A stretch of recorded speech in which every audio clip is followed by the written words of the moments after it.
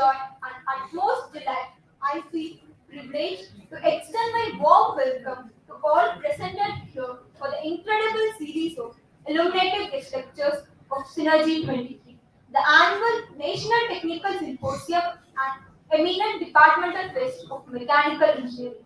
I am profusely elated to take this opportunity to introduce the colonizer of emerging technology, Mr. Ajit Patil, the founder CEO of RIVOT Motors, OutofBox Cloud, and FAAST Networks.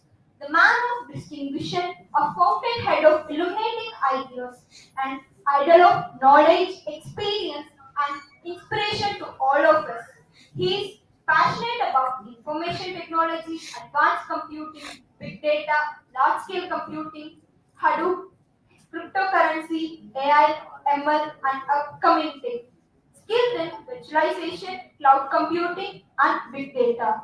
He is also an aviation enthusiast and flies microlight, paraglider, and paramotor.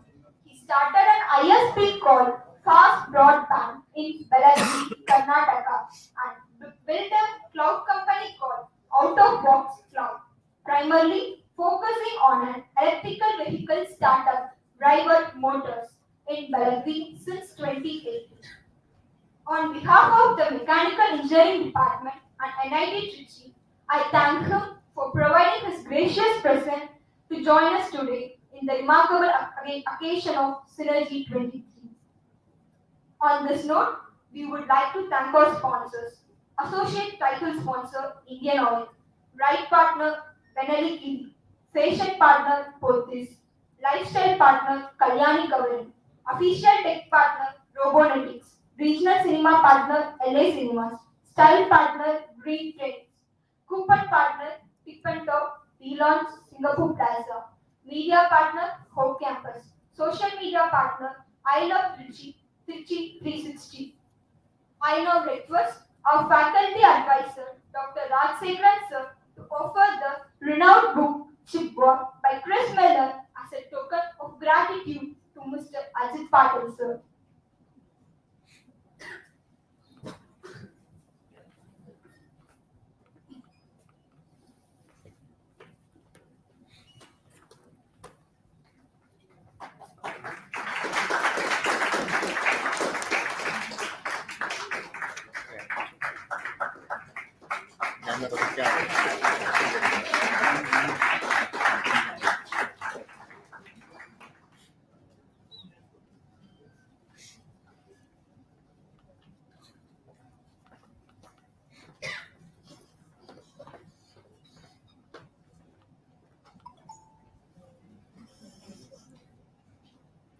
Let's immerse our excitement in the technical discourse and go into the world of looming technology with a special guest lecture on revolutionizing the EV industry.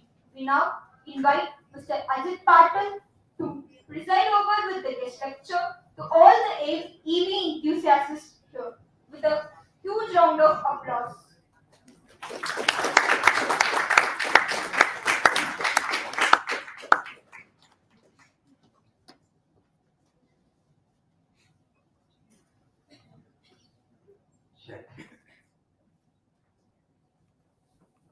Good afternoon, all.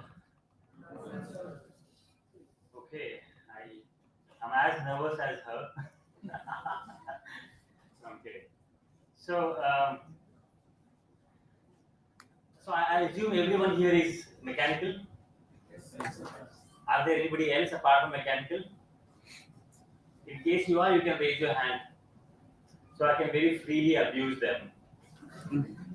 Okay, no problem. So I'm not a mechanical guy, by the way, but I have become one in the past 4.5, 5 years. Okay, so very briefly, I'll tell you what I've been doing, and I don't want to bore you with my story, but I want to encourage you to have your own story.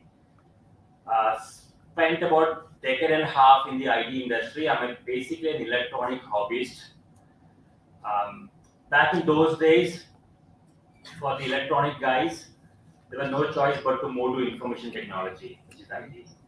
I think the rule still sort of is the same, but then that was the day when I moved from electronics embedded was just still picking up. So spent my decade and a half in information technology till 2012. Learned and earned good sum of money. 2012, I decided to move back to my hometown. My hometown is Belgavi. It was known as Belgaum before. Now it's known as Belgavi. It's also called as second capital of the state. How many of you actually know about this city? Can you please raise your hand? Nobody, right? Yeah. So what happens, the point I want to leave here is after you have learned and done everything for yourself, I feel it's a time for you to go back to your hometown and do something for your hometown where you come from. So I've never lived in Belgium. I've never studied in Belgium. I have in fact not done any, I was not even born in Belgium. So my dad was in military. I did my schooling in KV across the country. And I was born in Kudremukha in Mangalore. And then since then I've been moving around. So when I was done with taking care of my career aspirations and done checking my check boxes, I decided that I'll go back and I'll see if I can do something for the city. And when I went back from an IT technology company to my hometown, you know what? The first thing hit me was there was no internet in the city. It was very difficult for me to even run a company or anything. So what happened was I tried writing to the PMO, to the Department of Telecom, and I got no response. And that's how the company called FAAST Broadband was born. So I said, because I couldn't get anyone to solve the internet problem for the city, I started an internet company called FAAST Broadband. And we were the first people to have a license from DOT in the city to run internet service provider. We were the first people to offer 100 Mbps speed, which doesn't sound a big deal these days, but back 2016, it was a big deal. So after Bangalore, it was the only city in Karnataka to have 100 Mbps speed. So soon after solving that problem for myself, I came from a data center background. There is a company called EMC Square. I don't know how many of you know about that. That's been acquired by Dell now, so I'm sure Dell you guys know. So they make data centers. Have all of you got Aadhaar card? Please raise your hand. I wish I had a mic, the portable mic. Is it working? Yes, sir. Great.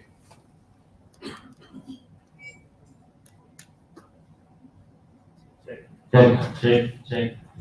So, the school days, what happens, you will see the teacher or the professor walking on the stage like this side and then going back on this side. The reason why they do that in the school days or in the school, because it's a human tendency when you see a voice coming from one particular direction, you tend to sleep. If you go back to how the babies are put to sleep by mother, they'll be tapping like this from just one side. Now, why do they do that? Because if you get a voice consistently from one direction, you tend to sleep. So I don't like or I hate these kind of stationary mics because I'll put every one of you at sleep, no matter how interesting my dialogues are. So that's the reason I wanted to switch. And I almost forgot what I was saying. Okay. Aadhaar card. Sorry, thank you. So all of you guys have Aadhaar card, right? You know how much of one single Aadhaar card is the data size it is generating? Can anyone take a guess that when you go to an Aadhaar center and get yourself registered with an Aadhaar details, how much of a data are you generating? I know it's not mechanical, but we'll get there. Don't worry. Can anyone take a guess? Have I already put you guys on sleep? Wake up. Sorry? 10 MB? Anybody else? Give a wild guess. Come on, WhatsApp नहीं है क्या तुम लोग के पास? WhatsApp में एक picture कितना MB लेता है? Sorry? KB. So wild guess ले लो, चलता है. I won't score you for this. 1020 KB? 1020 for what? Sorry? 1034 what? kV, MB? Okay. What was your name, sorry? Vignesh. So Vignesh was very close. It's actually 7 MB. So every time you go to an Aadhaar center and you leave your demographic information, your biometric information, your picture and your details, you will generate 7 MB. Okay, I think I messed up the the live feed. Okay, does it have an auto track? So now what happens is you have 7 MB per citizen. Can very quickly someone tell me the total size required to build a data center to store everybody's details in India? बहुत मुश्किल है ना? 7 MB into 130 crores. So that's a gigantic number of data size. So the last company I worked for, and I'm drawing a context here for you to get an idea. The last company I worked for, DMC Square, they were into building data centers using storage boxes. So if you're generating so much of information, you have to store it somewhere, right? And we were the first country in the world to build something like UID. So I was tasked at designing or helping the team to build that data center. So that's the background I come from. So the data center, the size ran into petabytes. Okay, so you have kilobytes, megabytes, gigabytes, terabyte, and then goes to petabytes. That's 1024 terabyte is equal to petabyte. So that was the last company I worked for. So obviously, when I came back to my hometown, I thought of doing something around those lines, and that's when I built that company called OutofBox Cloud, because we were thinking OutofBox do something like that, which had not done before in the country. Has anyone know what is cloud computing? Can you name few of the cloud service providers in the country? AWS, right? Google Cloud Engine, GCP, they call it. Anybody else? Microsoft Azure. Very good. Sorry? They use a cloud service, but they don't have a cloud service providing company. So you have Microsoft Azure, you have Google GCP, and then you have Amazon AWS. There's one more company called DigitalOcean. None of these four companies are Indian, right? Any Indian company we have who provides cloud services? No, right? Isn't that shameful? Sundar Pichai, Google तो बना लिया. India में एक भी cloud service provider है ही नहीं. And every engineering graduates in the country, even the mechanical guys knows about AWS, right? So, well, it's a small start, but we are the first ones. So, OutofBox Cloud is the first. Thank you. Is the first public cloud service provider to compete against AWS, Microsoft, Google, and DigitalOcean. Will we succeed? Why not? 10 साल के बाद मैं शायद सुंदर पिचाई को बोलूंगा यार आजा अब चला ले अपना कंपनी, राइट? या फिर सत्या नरेला भी है ना, उसके बच्चे तो होंगे. So dream big. What big deal? And I'm running this from a city which you guys had never heard the name of, right? And half the clients don't come to me only because I'm running a company in a city which he has not heard of. It is not Bengaluru. It is not Bangalore. Not Mumbai. It's Belgavi. Now, why am I so much crazy about my city? I think it's because if each one of you can go back to your hometown and change the lifestyle of the people who are living there, is when the nation will grow. The nation will not grow by making Bangalore or Hyderabad or Noida or Gurgaon. You cannot concentrate energy and talent at just one place or few places. Otherwise, what will happen is that the infrastructure of the city will collapse, and that's what we are seeing in Bangalore. I worked in Bangalore for 10 years, but I quit Bangalore only because I couldn't take it anymore. just to ride 10 kilometers, I have to be in the car for an hour. So anyways, so that was the history about the cloud computing company. And 5 years back, before I started RIVOT Motors, I owned an electric scooter. I bought an electric scooter in 2009. In how many of you people were born before 2009? See, all of you guys. Okay, so you guys are still awake, huh? हाथ तोड़ रहे हैं. So I bought a scooter in 2009 when nobody even knew about electric scooter in 2009. And I bought this against the wishes of my family, neighbors, friends, and everybody. Because back then, electric scooter used to be toys, more or less. So, and the only reason I bought the scooter was not for someone to use it like a scooter, because I wanted to open it up. I wanted to see what's there inside. How does it work? Chalta kaise hai ye? Because back in my school days, I used to be the electronic hobbyist guy who used to pull up a motor from a tape recorder and make an electric vehicle out of it, electric toy vehicle. So now seeing that happening in the real life, it was kind of a dream come true. So welcome to the new people. So that's what in 2009 I bought this scooter, and the very next thing I did, I actually waited for a year. Have you guys ever opened or repaired any stuff at home? कोई भी किसी ने किया है ऐसा? Both boys and girls, raise your hand. Why are you shying? There are some more people, many people. Like we are the curious kids where we want to open everything and see and then let it go. But then we always wait for 1 year before we open. कोई बता सकता है क्यों? Can anyone tell me why do we wait for a year before we open a tape recorder or a mixie or a grinder? Yes.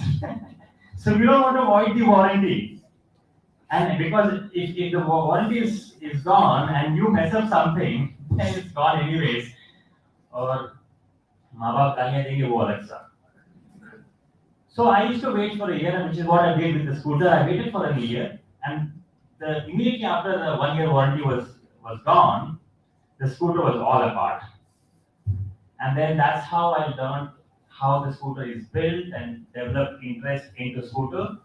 And that became my sort of pet project or a weekend project. And all this is while I'm actually still working as a senior software engineer or technology consultant, still doing my job and the daily routine 9 to 6 job.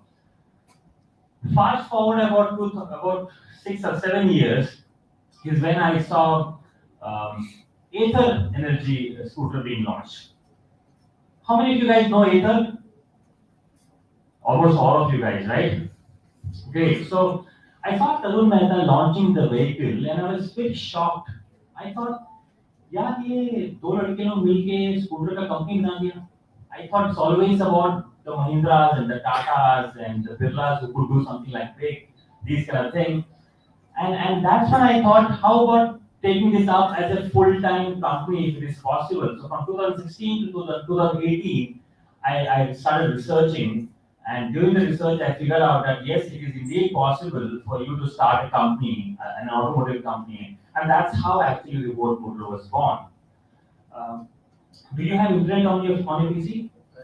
Yes. Can you Google RIVOT Motors and go to the Google map page? You'll have some pictures. So, yeah, I'll show something new to the audience here.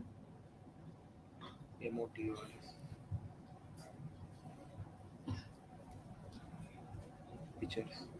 Okay, no, you can click on this on the Google Pictures. I'm just going to show some pictures. No, not that. Go back and click on, click here.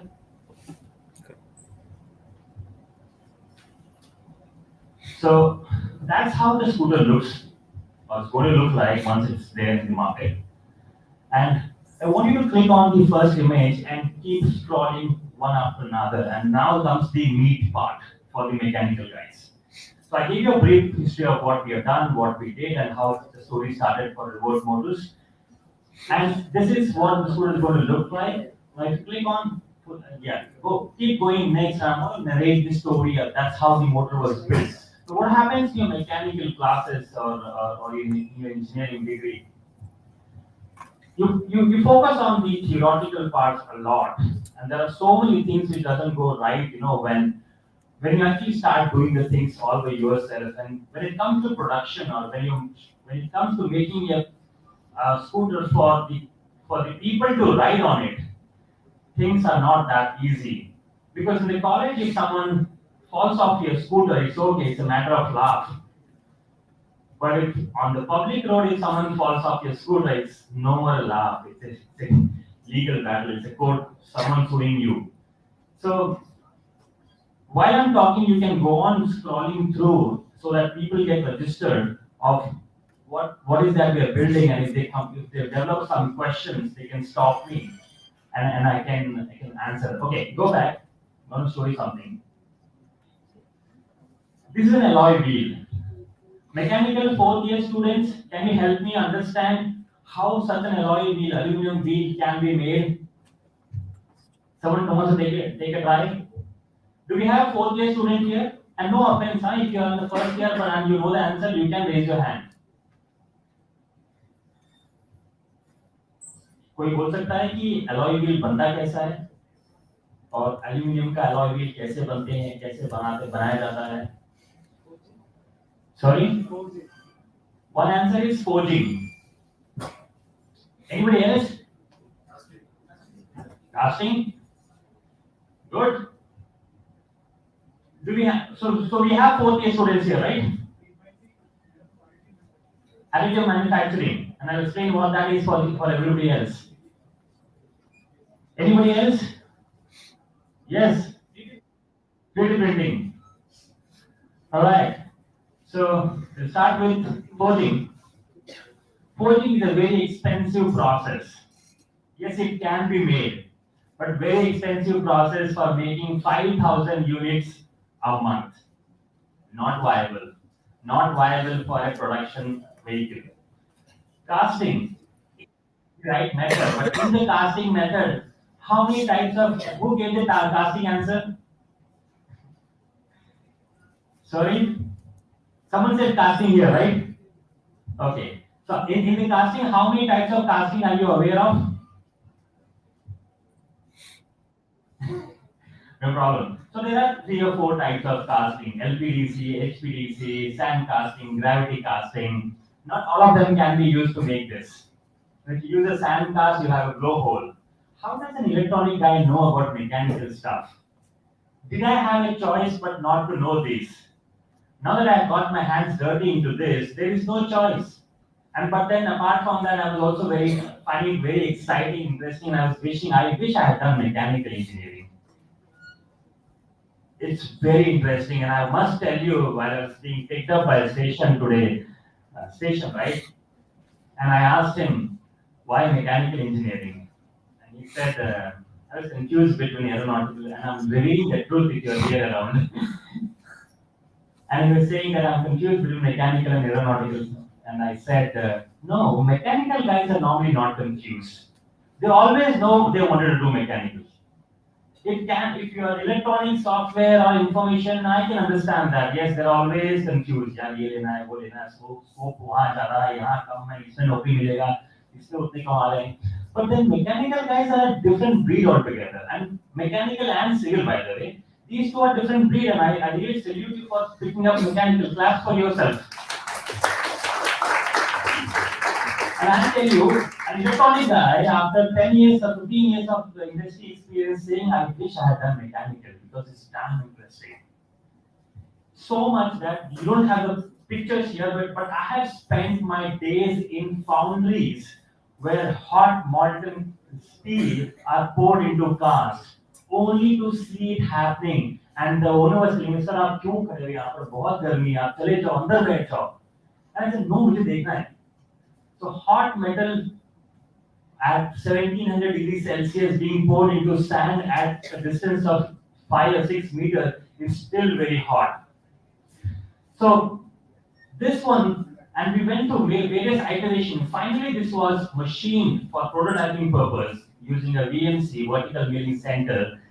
But we generally these alloy wheels are made out of low pressure die casting. Please go next.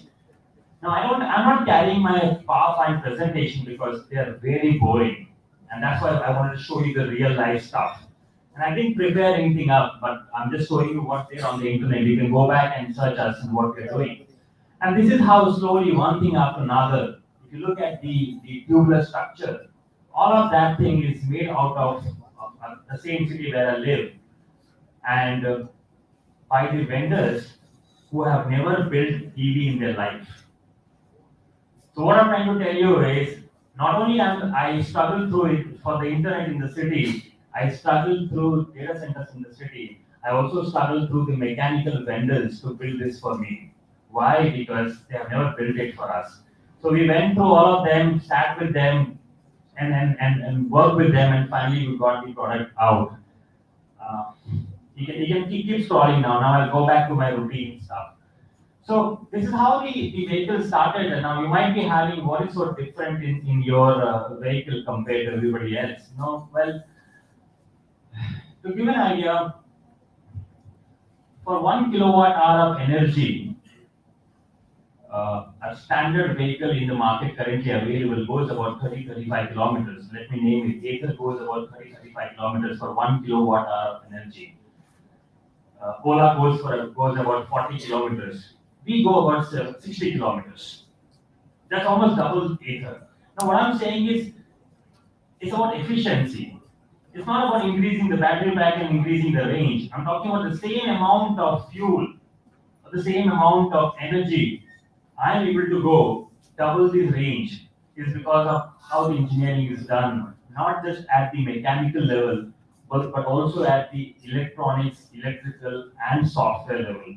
So unlike an automobile engineering, which is all about mechanicals, an EV on the other side is actually a combination of all the branches of engineering, excluding the civil part.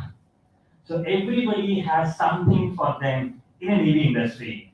So you'll very soon start seeing people from software background, electronics background, and other electrical backgrounds coming into your territory now.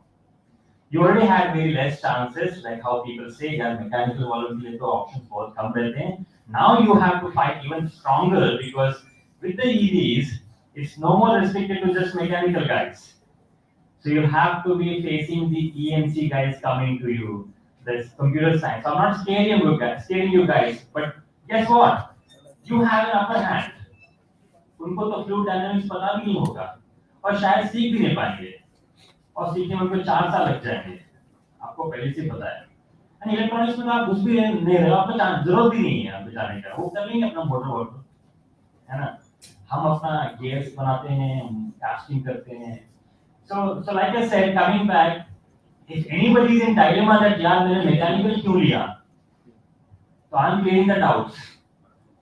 Whether you took it by chance or you wanted to, but you are in the good ship right now. The ship is sailing in the right direction. At least for now, for next 15 to 20 years, while everything is changing into electricals, including aeronautics, you will definitely have better chances.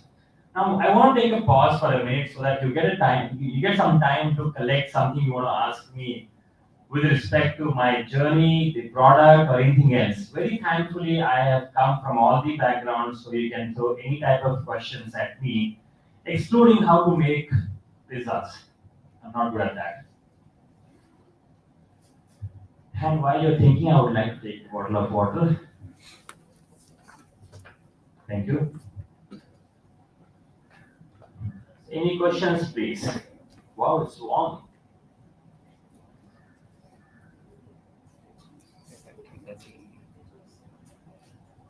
No, I don't need it. Sugar. They say it's fruit juice, but it's not. Any questions, please?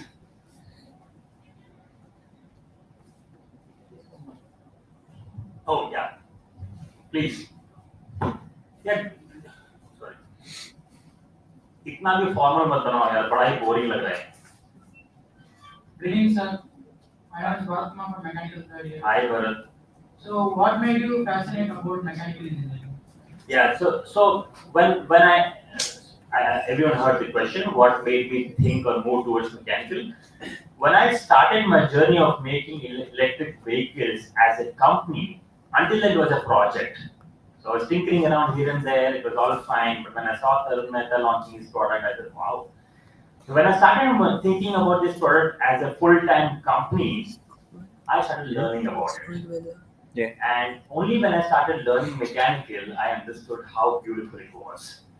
So I fell in love. I can't explain why I like it, why I love it. It's not easy to explain how and why you love a person. It's like andha. Andha pyar. So it was beautiful. I was now able to make mechanical parts of whatever I wanted myself. Today if I want to make a turbine, can you make it yourself? I mean, as a mechanical engineer, you now will be able to make it. But as a non-mechanical guy, if someone wants to make a turbine, it's not possible. But now I can. I know what are the processes I can use. I can use someone says additive manufacturing. Additive manufacturing is about like 3D printing. So you add material to manufacture a product. Subtractive is something like DMC, So I didn't know about additive manufacturing. I didn't know about metal 3D printing and all that thing. So that's how it started. I started. Now I'll give a small story. So one of the picture here has a tubular structure of our scooter. So we designed a tubular structure of a scooter and went to a manufacturer saying we want to make it. Just like a school kid, engineering degree karte hai na, we go to vendor and fabricator make it for us. We didn't have the tool. We went there, and that guy looked at the drawings and he threw at us. ये क्या बना के रखा है? इसको कैसे बनाएंगे? I said, क्या problem है इसमें? You have picked up a tube which is 50 mm dia OD and 2 mm wall thickness, and you want to bend it at this angle? I said, so what? अरे यार CLR देखो इसका कितना है central line radius. You cannot do it. You will have wrinkles. You will have stress. You will have fatigue. While using, you will break it. So we didn't know all these things. And obviously, I didn't know. How many of you guys know a CLR? Central line radius. Heard of it? Dangerous. पता रहना चाहिए. I had an excuse. भैया मैं mechanical वाला नहीं हूँ. तो उसने माफ कर दिया लेकिन तुम बोलोगे तो डंडा पड़ेगा. So one thing is, yeah, obviously whatever there in the syllabus is fine, but what is not there in the syllabus is also something your responsibility. You have to know this. So don't go, but you can't tell that guy, sir, मेरे syllabus में ये नहीं था. You can't say that. तो ही सिंह मैं fabricator हूँ, मुझे पता है, तुम लोग पढ़े लिखे लोग हो, तुमको तो पता ही रहना चाहिए. So I came back and I felt very, assaulted actually. यार मैं तो इज्जत कर गया वहाँ पर. And then you know what? That's when my first semester of mechanical engineering started. Offline mode, no university, no degree, just Udemy course, Udemy, Coursera, YouTube channels, and that's it. That's how I started learning mechanical. And I found out what is CLR. And then next time when I went to another guy, I didn't go to the same guy this time. And that guy said, who made this? I was scared again. यार इस बार तो मेरी इज्जत डालेगा. Sir मेरे team ने बनाया, बहुत अच्छा बनाया है. हे यार मेरे को अपना नाम लेना चाहिए था. So he was very shocked and he was very happy that we इतना अच्छा precision के साथ किसने बनाया. We took the 2x of the CLR and we ensured that the OD and the wall thickness is appropriate. We did some analysis on answers and all that thing we did as if nobody's done. Like the answer was a book answer. Someone copied from the book, and he was crazy, and he was very happy to do it for us. And then I realized, yaar, इसमें तो बहुत ताकत है. Information is power, and that's when I started studying one after another. The only thing I did not do is I didn't go through the semester books by the book.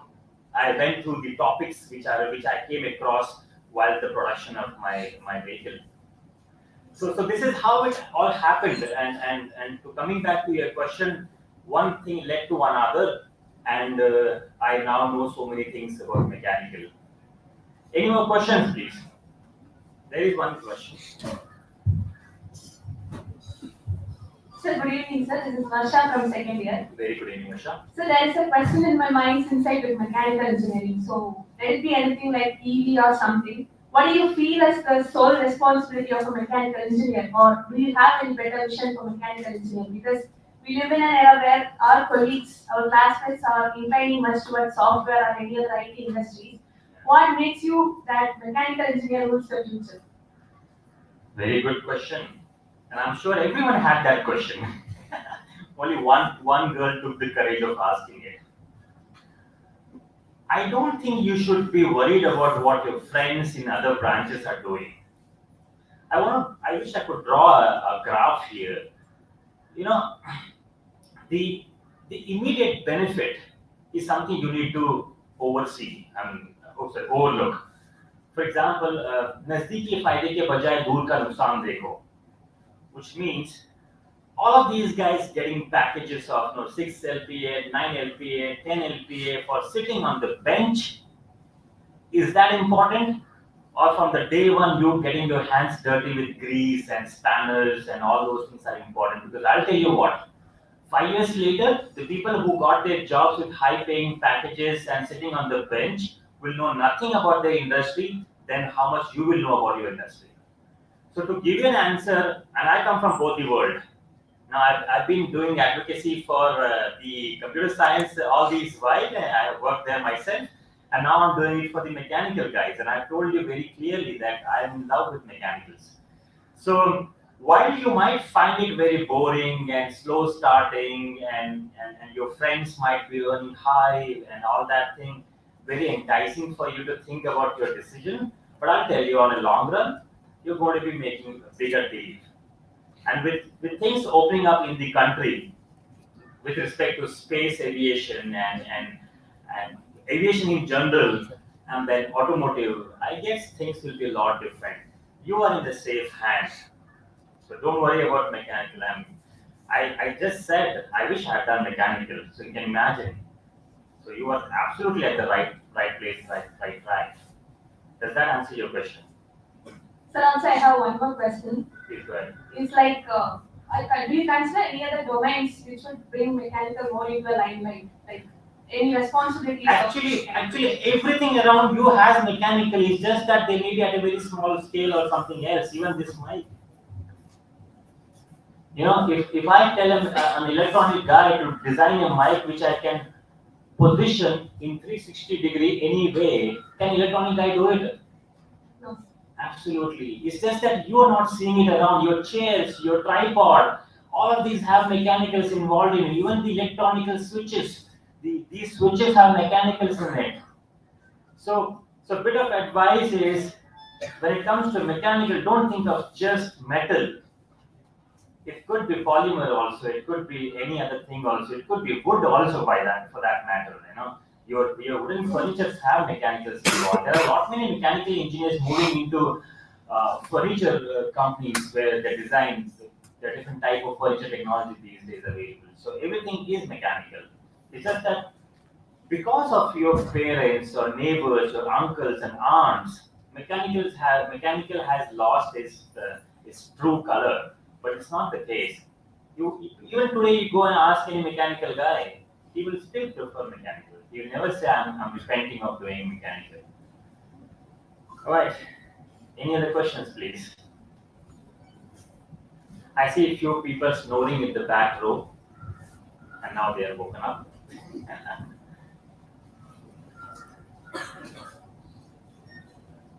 Good evening, sir. This is Amitesh. I have a question for you.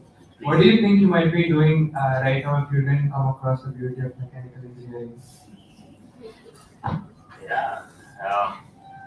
Because you have been a ISP, internet service provider, and then provided cloud services. Yeah. So it's all very random, right? What do you think you might be You didn't doing pay now? attention at the introduction she was telling. I'm also an aviation enthusiast. I hold a pilot license. I fly microlight. I have a paramotor. Uh,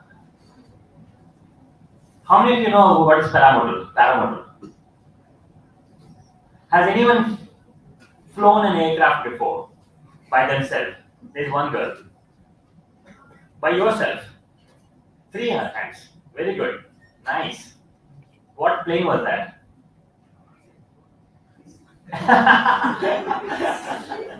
Someone said RC. No, I didn't mean that, by the way. I meant the real plane where you were the pilot. Has anyone flown an aircraft with being a PIC, pilot in command? No? Okay, fine. So I actually meant that, not the RC one. So just Google paramotor, PARAMOTOR, and go to images. So yes, coming back to your question, if I had not gone into building electric vehicles, I would have probably been making planes. And still I would have found my love, either ways.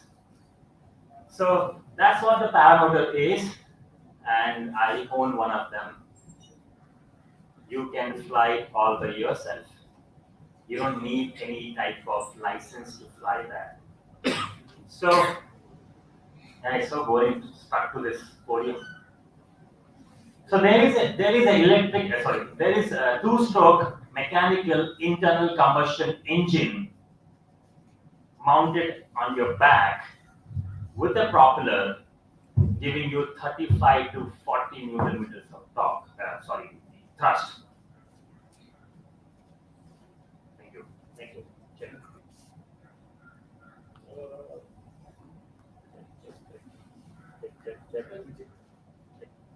These cordless mics never work. Check. Okay. Sorry. Is the vendor here? कभी काम ही नहीं करता है किससे. So yeah, I just give you a small story a bit here. So you what you do is you take this and you wear it like your backpack, and you have a paraglider on top of it. It's not visible in the screen, but a paraglider, you know parachute, right? Not the tail wala parachute. Naril ka tail nahi. Parachute wala parachute. So that's a paraglider, and there's something called parachute. So paraglider और parachute में फर्क ये है कि parachute में ना आप steer नहीं कर सकते हो. You can't steer your parachute. Once you drop, you drop. You just go straight, you drop. Paraglider on the other side, you can steer it. You can do right, and you can do left, and you can steer. You also have brakes in paraglider. So generally, you use paraglider. You go to hilltop, and you jump off the cliff. And the gravity and the air around, hot air and cold air, because of using all these things, you can glide around for about 45 minutes or an hour, and you come down and land. That was very boring for me. So there's a place in Pune called Kamshet, where people can do paragliding and something like not this paramotoring, paragliding. You can jump off the cliff and do that. So because it lasted only for an hour, you can be only airborne in an hour. I decided to find out something better than that, and that's when I came across this paramotor, where you have a motor on your back, and once you power it up, you can be airborne for as long as your fuel is there, which is close to 4 to 8 hours. So you can actually take a flight. The max speed is about 80 kmph. So you can take a flight, and from here you can reach Chennai in, let's say, 4 hours, one full tank. And you don't have to take a license for that. Great, right? How many of you guys want to fly this? Awesome. Beautiful. So I'm leaving you guys with a thought to go back and study about this. And all of you guys who raise your hand are invited to my place back in Belgium, and I'll give you a free ride. Great. So, what your answer? If not EV, what with this? Building parabolas. Any more questions? Am I done with my time or do I have some more time? There is one question.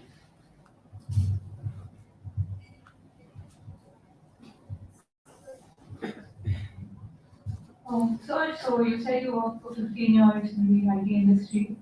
What could you bring from there to your company?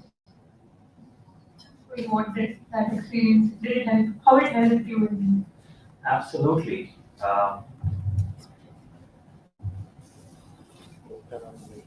Thank you. No need, no need, no I need. so before I answer that question, I'm sure every one of you know what is a startup, right? There are some startups who start right after your college or while being in the college, and there are some startups who work for the industry for a few years and then come back and start a company. Okay. How many of you are actually running a startup right now by any chance? Let me ask this. Anybody has a company running out of incubation cell here in the college? No? How many of you are actually serious about starting a startup right after your college? It's okay, you can share, raise your hand, that's fine. Your friends will know about that, but that's okay, that's a courageous act. You? No. There is one. So my recommendation would be to spend some time in the industry for maybe 2 years, 3 years, 5 years, and then start your company. There are so many things you get to learn from the big companies which I just cannot find a substitute for. So I spent 10 to 15 years in the industry and I learned so much about corporate world and how the things are taken care of, how is an organization done, how is the sales happening, what is customer service, what is good customer service, what is product development, what in a product is important, what is not important. There's absolutely no substitute for not working in a corporate world, whether it is in the same domain as yours or some other domain. Although my major work was in the IT industry, but till date, my product is greatly influenced by what I had learned for that many number of years. Like I'll give an example. A company I used to work for called EMC Square, they used to make storage boxes. A storage box is like a gigantic pen drive. A pen drive can take 32 GB, 64 GB, but this box, as tall as me or a little taller than me, it used to have petabytes of storage. That means you can store humongous amount of data, and it's made out of numbers of hard drives. Now, that box was called Symmetrix.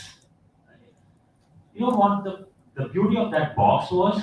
You had a lot of hard drives in it, like thousands of hard drives in that box. But and sold for like, let's say 1 million or 2 million, 1 million USD, which means 8 to 10 crores one box. And the beauty of that box is it had something called dial home function. Dial home functions means when you install that box in the company or in the data center, you will have to give it a phone line, a landline connection to that box. So that gigantic computer box will have a phone line connected. And that phone line connector, what it used to use for was, whenever there is an issue with the box, it will dial home. That means it will electronically dial the parent company, which is the EMC Square, and say, hey, I'm not feeling well. I'm having difficulty with my nose, I have cold, I have fever, I have malaria. So basically, it used to dial home and tell the company that I'm having some issue. And I'll give a real life scenario where what happened was, a customer called us at the headquarters and said that, hey, I have received a hard drive from your company and I don't know what it is for. My box is running all fine. And you know what the agent says on the other side? He says that, sir, on your box, on the second column in the third row, there is a hard drive that is about to fail. You will have to replace that. And that customer went wild. Wow, this is called customer service. And that guy was about to fail when he went to that box and he saw it was an amber light flashing. He was saying, I'm about to die. So the board recognized that this hard drive is spinning at an unusual RPM with a different harmonic noise, and he figured that out. And he said, I better change this hard drive before I lose the drive completely. I'll have a data loss. And this is something I learned from the company I've worked for this long. And they told me what is customer service, which means you give customer what they want even when they are not expecting it. Had I not worked in this company, I would have never known what is the beauty of delivering 100% customer satisfaction. So there's something in the industry called CSAT, CSAT, and that's the ranking of customer satisfaction for your product. So every place you work as an employee, you learn a lot. From my side, for the 15 years I've spent in the industry, I have learned every bit of everything, and I've taken that all into all my companies. And thankfully, and I'll tell you about the 3 companies. The first company is profitable right from the 6th month onwards. The second company is profitable. The third company, for the 5 last years, I have been bootstrapping it. What is the meaning of bootstrapping? किसी को पता है? Shark tank नहीं देखते हो क्या? Hostel में TV नहीं है क्या? फोन पे तो ओटीटी होगा ना? Or you guys have cell jammers? Yes. So bootstrapping means a company which is run all by their own money or their friends and family money. So I didn't have to go out in the market to go for money, ask for money to build the company. So all that is actually the credit goes to the companies I've worked for, and they've taught me how to live through all these situations. Otherwise, what will happen if you start a company immediately after college, you will have to need funds. You need funds to start your work. That's going to be a little difficult. Great. Any more questions, please? Or are we done? I don't charge people who ask questions, so don't worry. Nobody's keeping track of how many questions you're asking. I don't think I'm too old for you to be ashamed of asking stupid questions. Go ahead, throw any stupid question.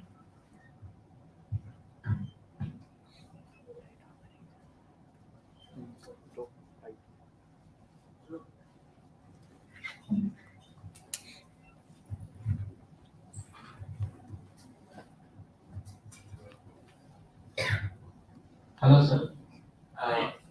I would like to know, like, what are the challenges of starting a startup or bootstrapping a startup? So yes,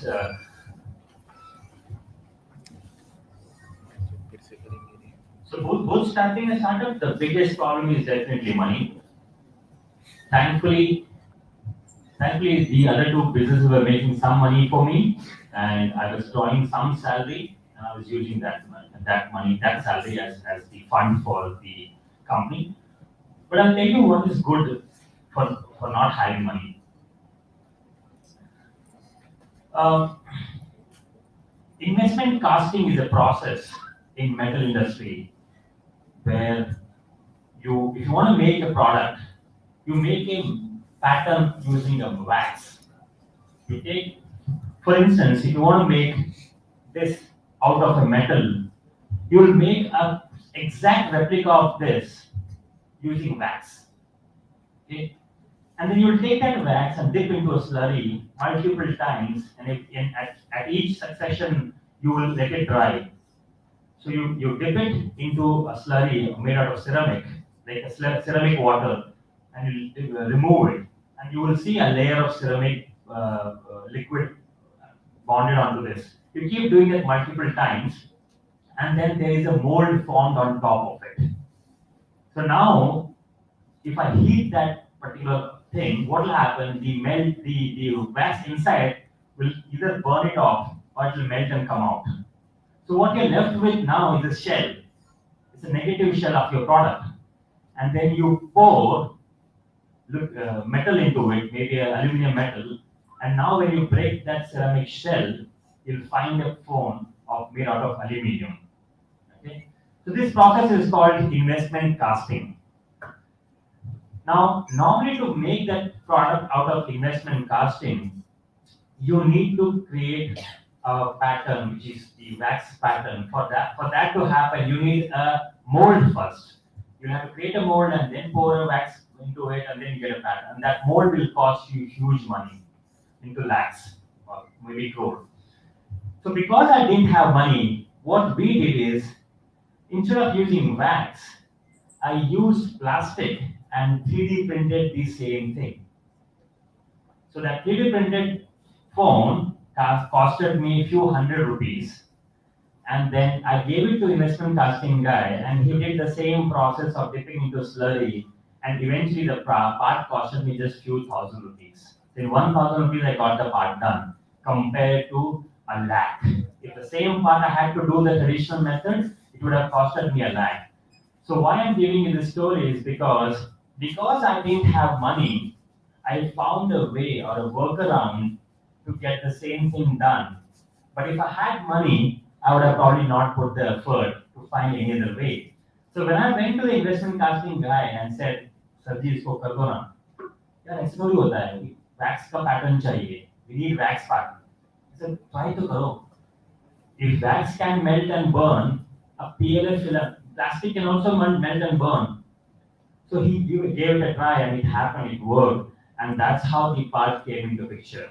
So not having money is good from this aspect, but for the sake of running company, you've got to have some money to pay your interns and your engineers who are joining and working for you. At least to buy computers and chairs and tables, you need some money. So challenges, yes, a little bit of money, but the benefits are too many. But no challenge is something where it's a deal breaker. I mean, if you go after it, you will end up solving it. And isn't that what the engineers are supposed to do? Engineering is all about doing something with the least amount of cost possible and achieving the same object, right? Right. There is one more question.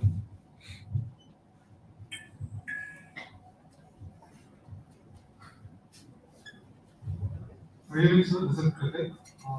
So you're talking about startups, and I understand that you're an entrepreneur with many startups. What I want to ask you is, nowadays India is really promoting startups. Like the new education policy is all about promoting startups in colleges and stuff. So it's a known fact that 99% of startups end up in a failure. And aspiring entrepreneurs nowadays all want to be an entrepreneur and have their own company in the future. What exactly would you advise people who want to be their own boss, but what if they end up in a failure? How exactly would you go about becoming someone who's able to succeed in it? Yeah, so it's actually not a known fact that 99% of the startups have failed. The problem is because when I started back in 2012, they weren't called as startups. They were not called as startups. I think what happens is, thankfully, none of the three have failed yet. So for me, it's a 100% hit ratio from the beginning. What exactly happens is, what is the objective of your startup? People actually go wrong somewhat the other way, somewhere else. Many people come and ask me, why have we not raised funds yet? Why have we not raised money yet? And that too for an automotive company which just cannot run without money. It requires so much of funding. And I thought, why should I take money from somebody to do experiments? I'm at a stage where I'm experimenting my own thought, my own product. किसी और के पैसे से क्यों हमको करना है? I mean, if you have to do it, do it at your own money. So if you work for somebody for a few years and accumulate some money and then you start, I'm sure you will not fail because it's your own money. You will ensure that every penny you are spending will be spent appropriately in the right way, in the right direction, and that's when you won't fail it. You won't spend your money on burning the money in marketing and giving discounts and coupons like Zomato and Swiggy's. That's where the things are going wrong. You're using VC's money and giving coupons to increase your average revenue, and then you are blaming that, why is Zomato's IPO failed miserably? That's because you put the money in the wrong direction. And why did you do that? Because it was someone else's money. Had it been your money, would you burn at the rate of 30, 40 lakhs per month on marketing? Wow, I can't even think that. Our employment cost is not that much. So I feel that in my case at least, and I definitely cannot speak about others, in my case at least, because I have not taken anyone else's money, I ensure that I spend it to absolutely at things I feel is very important for my company. So the fact that startups are failing, and you pick up any examples of failed startup, you will probably find, and I find it always, that they must have gone wrong in somewhere or the other place. It's not always the idea. Yes, it is indeed sometimes idea as well, because you need to get your idea validated by your friends and family and then move ahead. But then after the idea is validated and it has an MVP, which is minimum viable product, and it is a sellable product, but still if it is failing, it's because of the wrong direction or a wrong decision taken some time ago, because of maybe you had a lot of money. If I had a lot of money like everybody else, I would have probably not found out the way of using 3D printed patterns to make my metal parts. So I feel if you have an idea which is worth, then you start making that live with your own money first. And once you have put your own money and then the product is successful, only then go out for money, taking VC's money or anybody else's money to manufacture it or to go to a next scale. And then you won't fail. The failures are very simple. Either it's a bad idea, which you can validate among your friends and family, or it's a wrong way of spending money on your product. And for me, I think every startup has, or some or the other way, if it's a viable solution, has solved the problem. You look at Ola, right? For 9 long years, Ola cabs, they were not making profit, but they were heavily discounting the rides. Today, when I picked up Ola from the hotel till the place where session was supposed to pick me up, that guy calls me up and in Tamil he asks me, where do you want to go? Obviously, I don't understand Tamil, so I pulled my phone and I did a translation and I played that translation to him and he understood. And then he said, sir, 20 rupees extra. Over and above the Ola price, he asked me 20 rupees extra. I said, yes, no problem, that's fine, but it's too insignificant. But I have an Ola postpaid account, which means the moment my ride is confirmed, I cannot change the transaction method. It is stuck with online payment. So there is no way I can give him cash now. And he demanded cash plus 20 rupees extra. He came to me and he said that, sir, if no cash, no ride.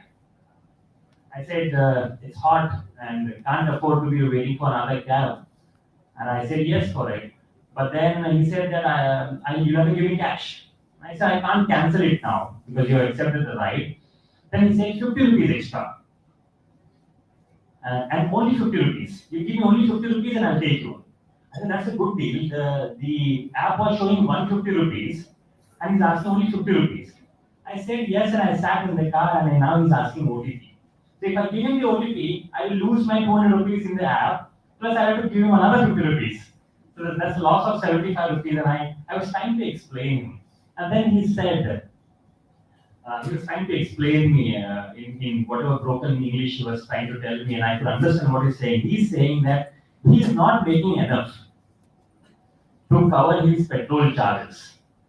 So what Ola actually did, while it did solve a problem, but created a newer problem or a bigger problem. So many people who had resigned their settled, steady income job and moved to cab driving, now they are stuck, they can't go back to their original job, and here now they have to play around with whatever little they can make. So the point here is, you can't be a startup if you are solving one problem and creating 2 more problems. Stay away from such type of opportunities where you seem to be solving one and creating 2 more problems. And now because Ola cabs are getting cancelled, You now got Rapido, you now got Uber, you now got other startups. And these startups are solving the problem which Ola has created. This is a vicious circle, you know. एक startup बनाओ, उससे दो virus बनाओ और antivirus बेचो. That's वही हो गया ना अभी. So I think it's all influenced also. You know, you see your friends, like somebody said, you know, your other branch people are making a lot of money, and then you think of going to that direction, and then you lose. ना इधर का ना उधर का हो जाता है. That's what it is. So I think don't get influenced with what is happening around with the startup world, whether they're failing or 99% and whatnot. Just focus on what you're doing. You are enjoying your work. You will end up making money for yourself and everybody else working for you. I hope that answers your question. There is no startup which is failing. It is all Hawami hai.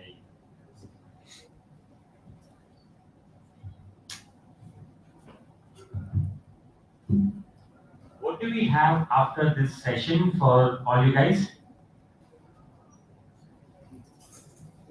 What is the plan after the session? Nothing. Okay, I can keep all of them ransom here then. Any more questions, please? I'll be going back tonight and back to my hometown. And if someone wants to connect back to me on one-on-one, I can very easily be found on LinkedIn. And I do accept people connecting me and asking questions. Because every time somebody asks me a question, it challenges my ability to answer it. And if I don't know that answer, I'll definitely go back and read. And someone throw me a very difficult mechanical question. Let me see. Yes, please. No formula, no theoretical.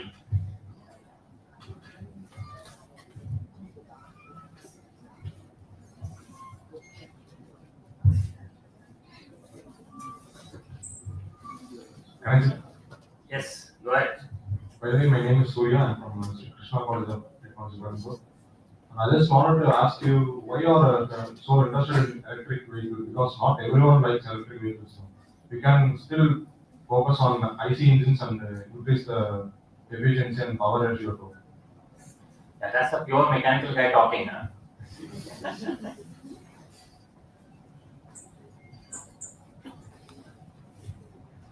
Thanks. So, well, I'm not in love with electrical or IC engine of that sort.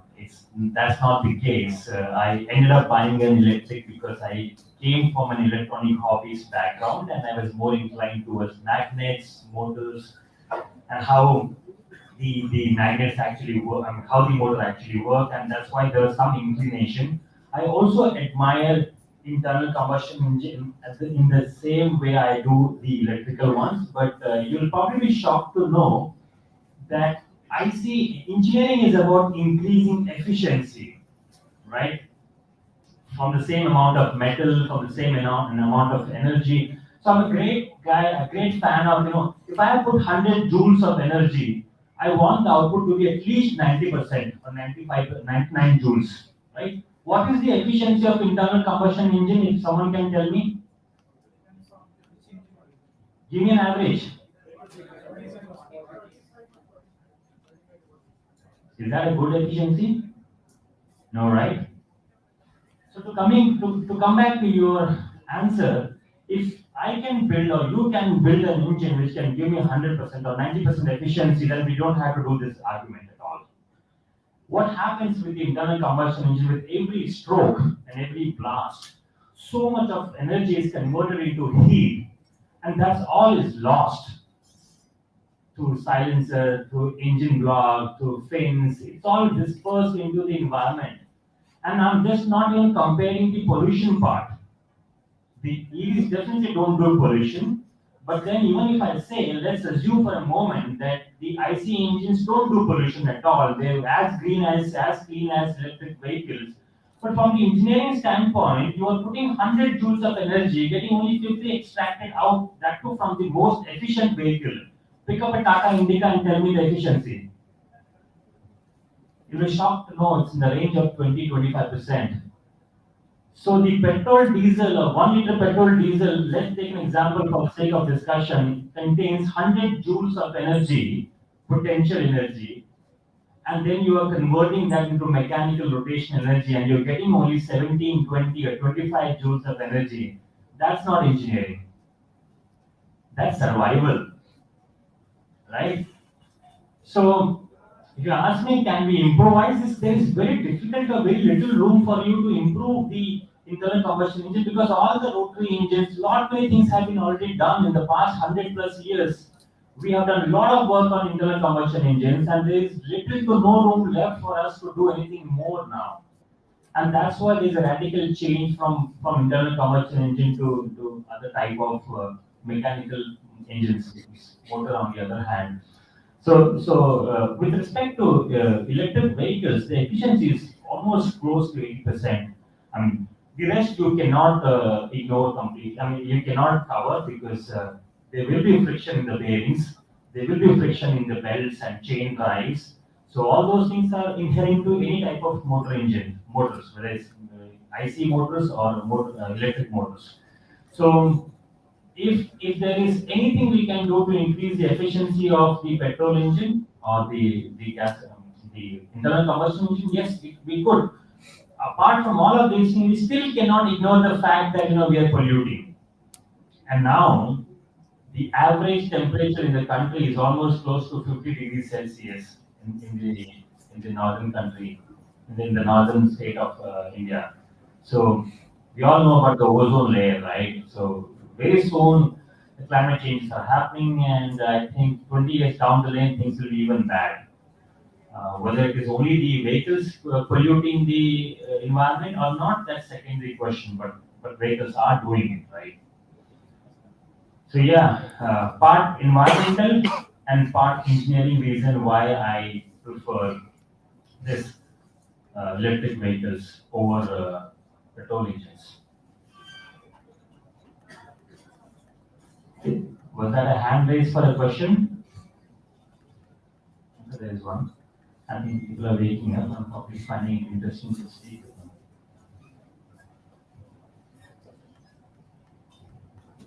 Sir, as I have introduced myself, Balakumar. So, what makes you say that electric vehicles are less polluting and cleaner? That in India, more than 50% of energy is generated from thermal power plants. Even the electricity that is required to power an EV is from thermal power plants. Yes, that's a famous argument everyone puts across, but I'll tell you my views. So the question is, what makes you feel that electric vehicles are not polluting? Maybe some factors into consideration in a city. Yeah. The whole city is powered by EV or IC engine vehicles. Yes. EV is supposed to produce more because of the electricity that is generated from thermal power plants. Yeah, I get that. You don't have to explain that. I get that argument. I've heard that enough number of times, so don't worry. No need of justifying it. When the internal combustion engine had started 100 years back, what was the efficiency? 50%? No. How much was it? Absolutely rubbish. The efficiency of an internal combustion engine when it was born was rubbish. It used to almost spit out petrol from the silencer. That used to happen. The fuel itself used to get spitted out through the silencer. That bad it was, right? And now we reached the 50%, right? But did we drop the idea of internal combustion engine because it was so bad? We didn't, right? We continued working on it, and we got it to 50% where it's now reasonable. Now, why did I give you the narration of petrol engine? It's because EVs have just started, right? It's like, you're telling Sachin Tendulkar's son, "यार तेरा बाप तो छक्का मारता है, तुम मार ही नहीं रहे." And so बड़ा तो होने दे. Let him grow up, and then he will show. So EVs have just started and started with a good efficiency already. Now what is left in the chain is to somehow move from non-polluting energy generating thermal power station, polluting thermal power station to non-polluting. And how would we do that? Definitely there are solar panels are there, windmills are there, there is humongous amount of sea water bodies which can be covered with solar panels. There's nuclear reactors we can produce non-polluting. Now, let's not get into the argument of uranium pollution and all. So the idea here is very simple. Many people are saying, यार thermal station से आता है, वो भी तो generation करता है, वो भी तो pollution करता है. But then give it some time, you know. The sun is just born. Give him 20 years, then he'll be batting like Sachin Tendulkar. So the expectation is wrong. Expectation is wrong at this stage. Things will change. You will probably see that today, like what we did with our scooter, for 1 kilowatt of energy, a 5 years old company like Ather is going 30 kilometers. We 5 years later, we developed it to go 60 kilometers. So we have already cut down the pollution by half. If he was consuming 1 kilowatt hour of energy coming from a thermal power station to go 30 kilometers, now consuming the same 1 kilowatt hour energy from thermal station to go 60 kilometers. Maybe somebody else, one of you among yourself, will develop something to go 90 kilometers. So now the pollution will already go down. And then so on, you know, eventually what happens, maybe not 100 years, 20 years down the lane, this argument will not even exist. Right? Are you happy with the answer? Thank you. Sorry? I could say partial M. And what you need for the remainder? If the country looks a promising solution of generating electricity by automation. So don't look it from the country perspective. You know, Netherlands, they are like 80% renewable. So don't look it from the India perspective alone. You're not making a product only for India, right? Are you? NIT में पढ़ के सिर्फ India के लिए बनाना है क्या? पूरे देश के लिए बनाना है. पूरे दुनिया के लिए बनाना है. So for the entire world, if you look collectively, right, things will start phasing out. The thermal power plants. The city where I live in, that Tata had a diesel-powered plant, diesel-powered energy generation plant, and they closed it. They closed 5 years back. Why did they close it? Because we don't need power anymore? No. The transition. Because right behind the same plant, we had high hills where we got a lot of Suzlon energies for windmills. So don't expect things to happen overnight, especially with the country like India. It won't happen. But your solution should not be only restricted to just India, right? It has to be global. It has to be a global product. So eventually, if I'm still alive 20 years later, we will meet and we'll see where we are. Thank you. Okay, that was a nice time to allow me to shut up. Was that it? Anyone else wants to have any questions before I sign off for the day and let you guys go? I'm dehydrating a lot. Sir, I'm Sachin from second year, and I want to know about the thermal stability of the battery management system. How are you maintaining it? And since the thermal range of the lithium-ion batteries are from -20 to 50-55 degrees Celsius, and we are living in a tropical region. In this, we are having many hot weather seasons, and you can see the people riding their cycles with their umbrellas too. So, how are you avoiding it? And what are you using for your thermal stability? Okay, so for the benefit of others who are still in the sleeping mode, I will rephrase the question. The question is, how are you managing your thermal instability issue which is inherent to lithium-ion cells? Thank you. So, little technical into it. So people enjoy the answer, but the rest may or may not. But it's okay. You will know something new today. So in the lithium world, there are many chemistries. There is NMC, there is LFP, there is LTO. NMC is nickel, manganese, cobalt, and there is lithium titanate oxide, there is lithium ferrophosphate. So there are different types of chemistries for lithium cells. And not all chemistry have a stringent requirement of 25-degree operating temperature. Only the NMC chemistry, which is nickel, manganese, cobalt, and NCA, which is nickel, cobalt, aluminium, has the stringent requirement of 25 degrees Celsius. So the chemistry I am working on, the team is working on, is called LFP, lithium ferrophosphate. And this chemistry is little lenient. It can work under 50 degrees Celsius.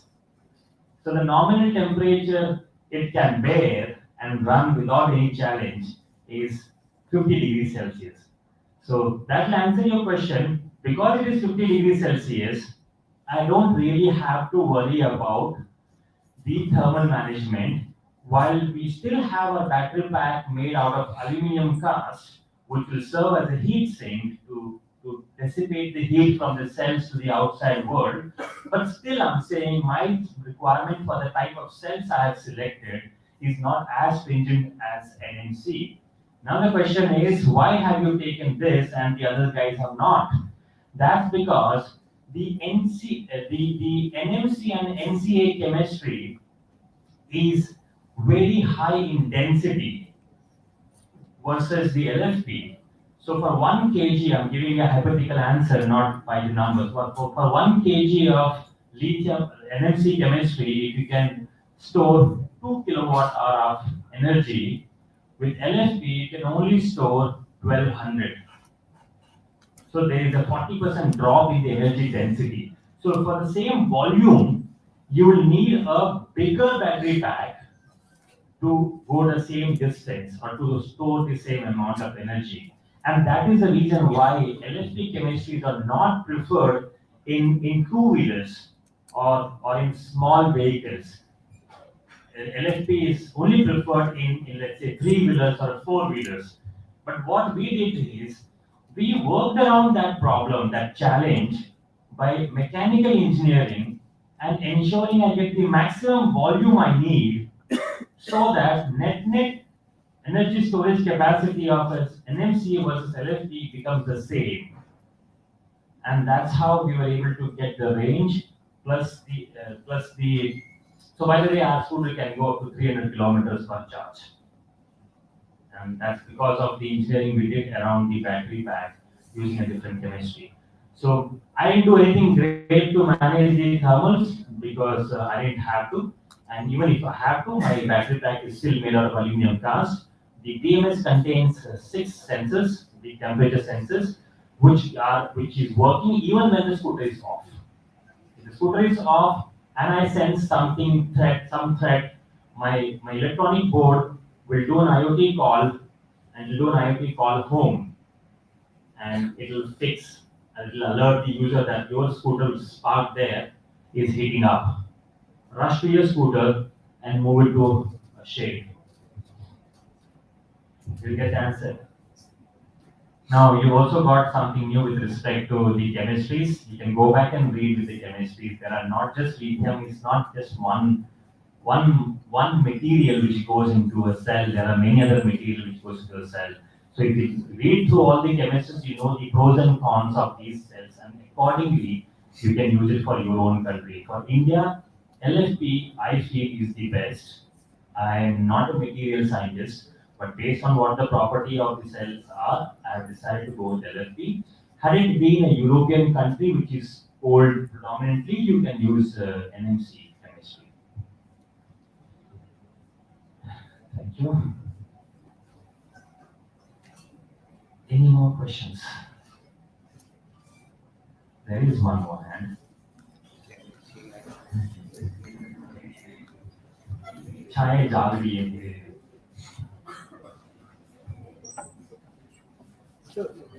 So how many of you are here from the North India? Hindi समझने वाले कितने लोग हैं? हाथ उठा लो. तो अच्छी बात है, अच्छी खासी जनता है. Good, nice. Good evening, sir. Good evening. I am sure that you will be aware of the recent lithium resource found in Kashmir. How do you think this lithium research will boost the future of Indian EVs? Okay, so I think the question is, am I aware of the lithium reserves found in India? Is that the question? So how will it boost the Indian EV industries? Okay, so yeah, while I wait for the mic to come back to me, I have a different view of what we have found. Thank you. So finding reserve is one, but extracting it is the challenge. So what we have found in J&K is something called inferred resource. Inferred resource का मतलब होता है हमने अनुमान लगाया है कि इतना लिथियम है.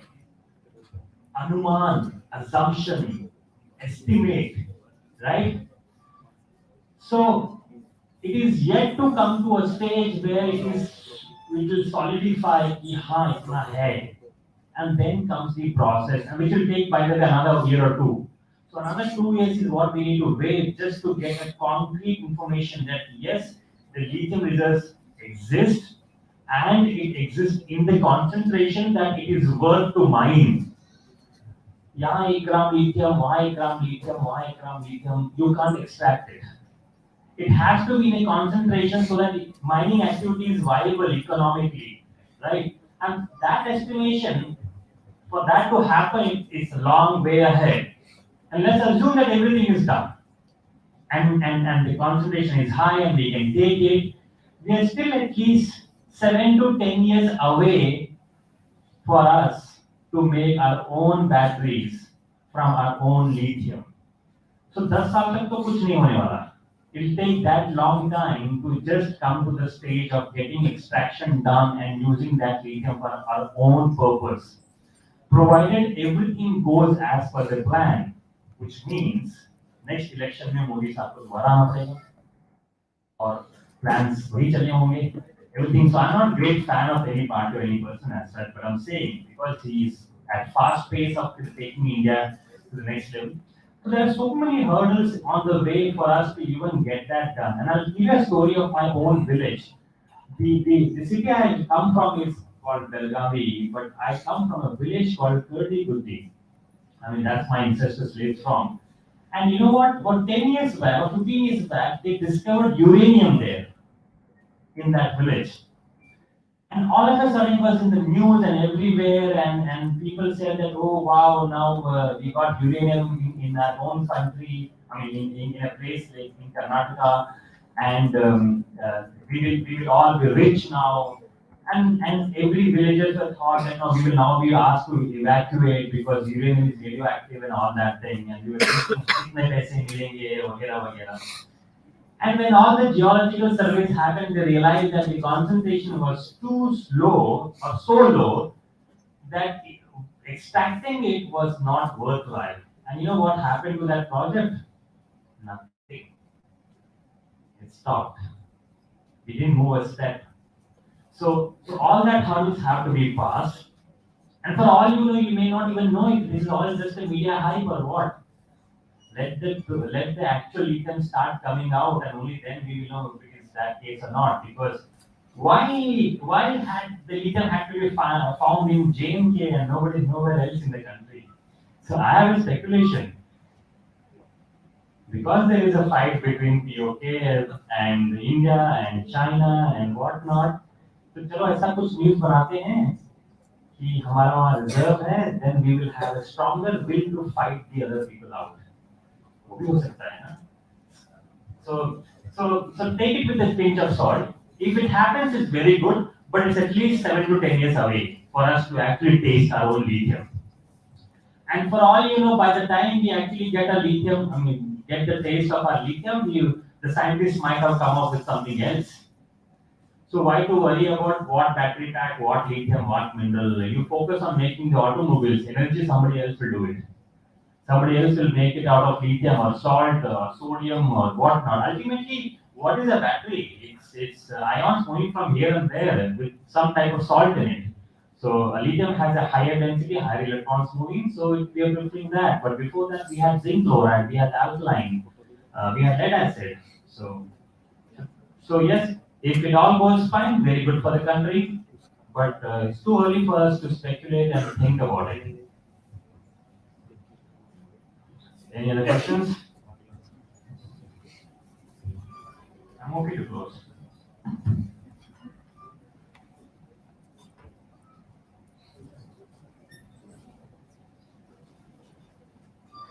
All right. So thank you all. Thanks for your time. Had a wonderful time, and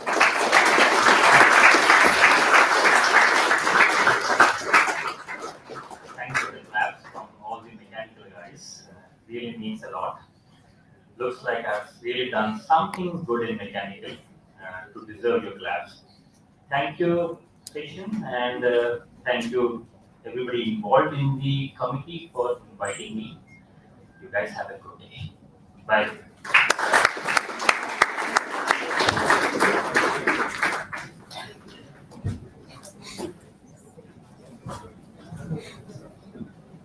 That's fascinating. Thank you, sir, for your thought-provoking session. We hope everyone found this lecture informative and enjoyable. Thank you so much, everyone, for joining this lecture.